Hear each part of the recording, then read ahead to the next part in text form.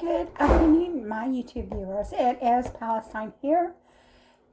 Welcome to my channel. I want to make a video to talk to you about an update of my mother's health.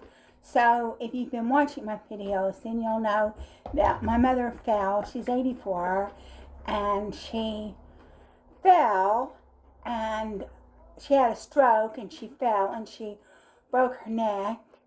And then she was in the ER, and then they put her in ICU, and they had to intubate her, and she had an operation.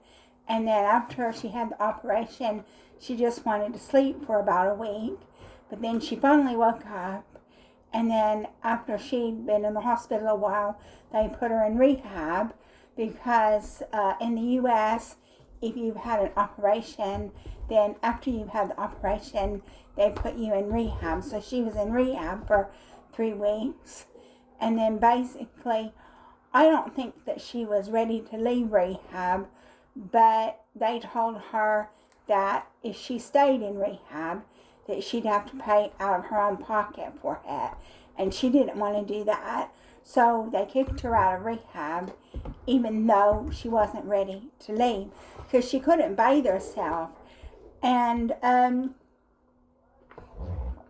my sister told me that when you're in rehab, they're supposed to make sure that you're able to bathe yourself before they let you go. And my mother couldn't bathe herself.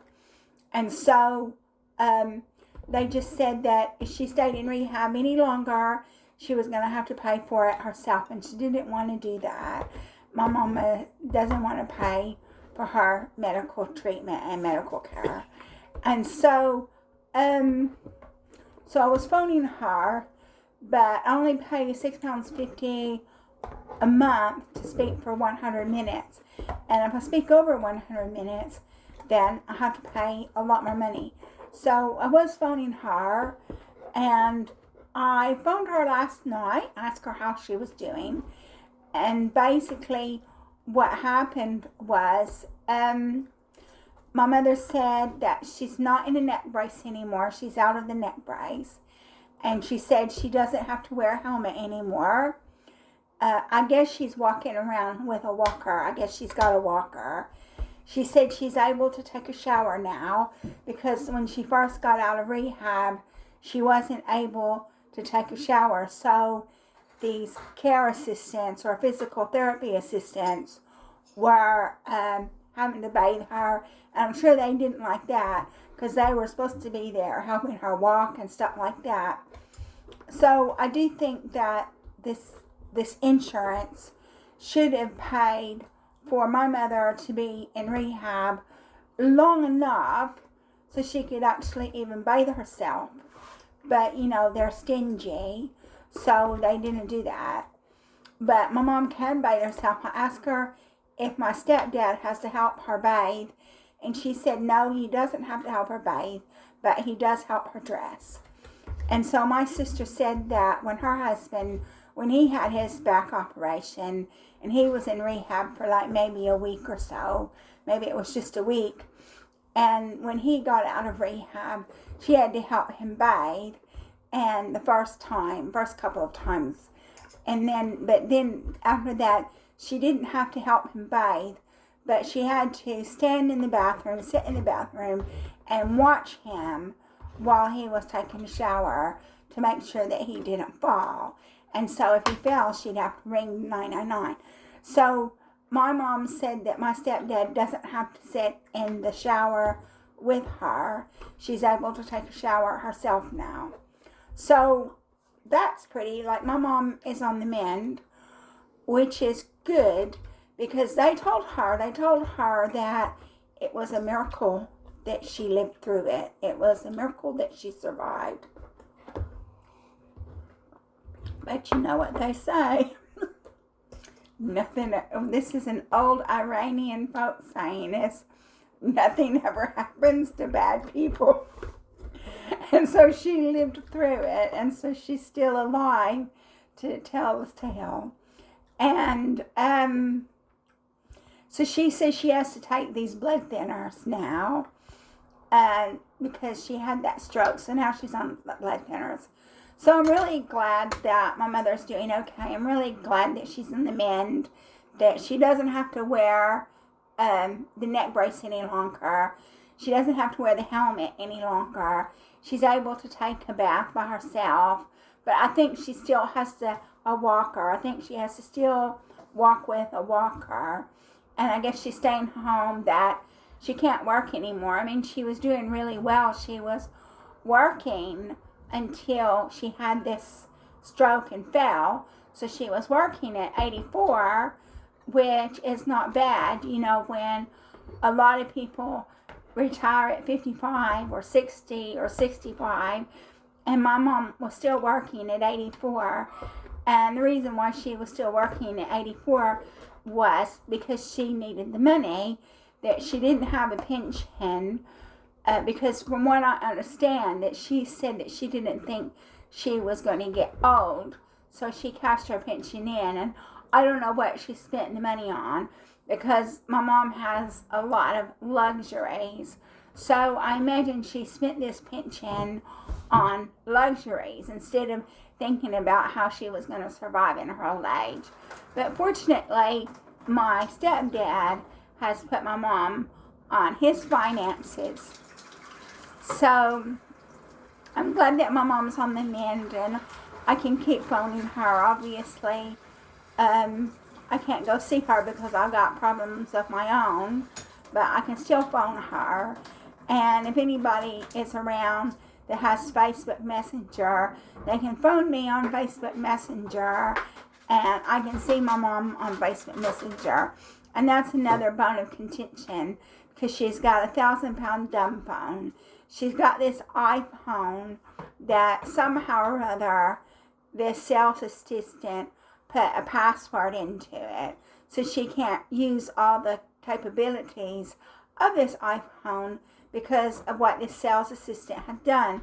But obviously somebody handed the phone to the sales assistant and let the sales assistant do it, and they won't take this password off the phone. The reason why they won't do that is because she has to prove it's her phone. And I don't know, but my mom didn't keep the receipt for her phone either. So that's another problem. I mean, I do, whenever I buy a phone, I always buy a new phone. And I buy the phone, and then the phone comes in a box.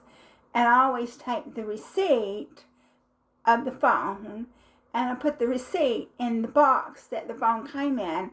And I keep the box because, like, whenever I get a new phone, if the phone is still usable, then I might give the phone to charity, or I might give the phone to my boyfriend to sell, or I might give the phone to my boyfriend to use. But the receipt and everything is in the box that the phone came in. So, you know, my mom is supposed to be this successful businesswoman with all this property that she's renting out, and she had her own hairstyling shop. And I honestly don't understand why she didn't keep the receipt to that phone, because now the iPhone shop won't take the password off the iPhone because she can't prove that the iPhone is hers. But having said that, the friend that handed the phone to the sales assistant and let the sales assistant put a password on it, now this friend owns her own computer business. So this friend knew very well what she was doing when she handed the phone to the sales assistant and let the sales assistant do that. And I'm sure they could find any criminal to take the password off that phone. And I don't understand why her friend is not trying to get the password off the phone. And I think it's because she's just trying to control my mother, control her relationships with her children and other people. That's another issue. And then, so speaking of money, you know, because my mom is now on my stepdad's bank accounts, so she has a little bit more financial security, knowing that she can use my stepdad's bank account. Since she can't work and make money anymore, she's had to give that up, and she was doing really good to be working at 84. But now, like, that brings me up to another topic, because on Wednesday we went to a cheese and wine party, but I always bring my own food to the cheese and wine party because it's a supported living house, and in this supported living house is full of mentally ill people, and these mentally ill people have to take a lot of very serious psychiatric medications. And that's why they get to live in supported living, because they're so mentally ill and they have to take so many medications that they can't live on their own.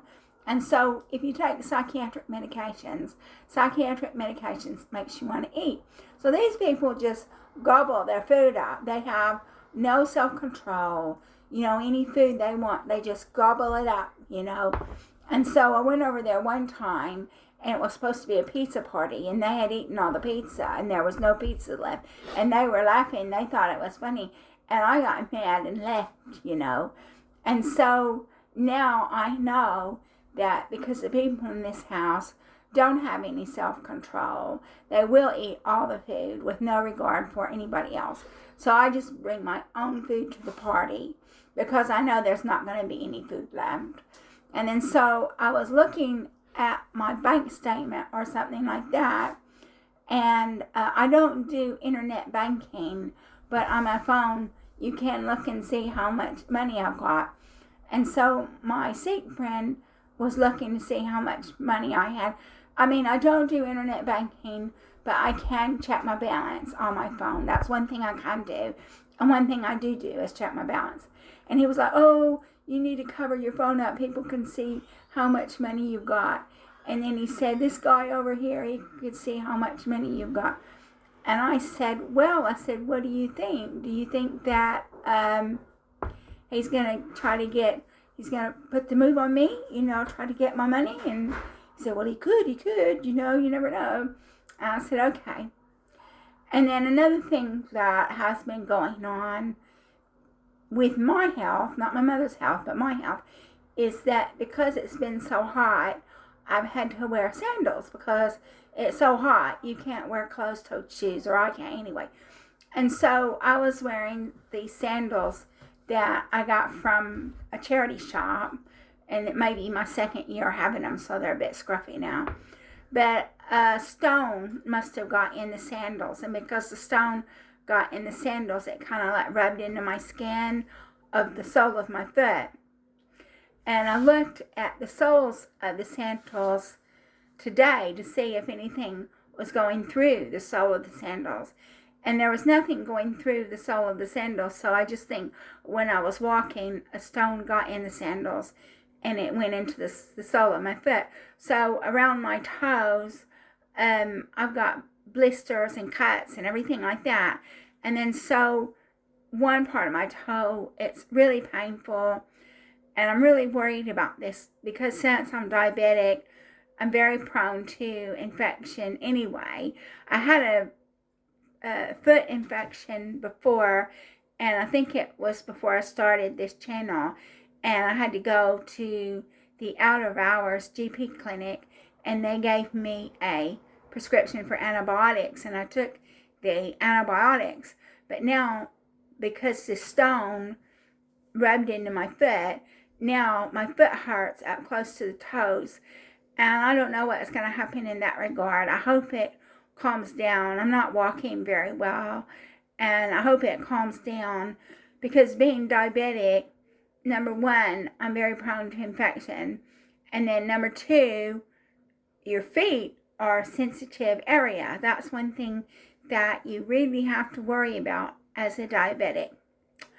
So just watch the space. You see how hopefully my foot will repair itself.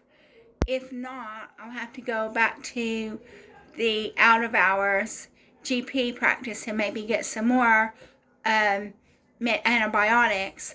I don't know.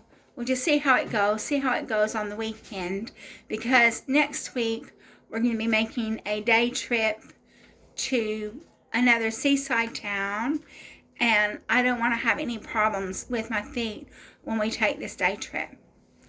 So I think that concludes this video. So I updated you on my mother's health and finances, and I updated you on my foot, and I hope that it clears up and doesn't get infected, because if it gets infected, I'll have to take another round of antibiotics.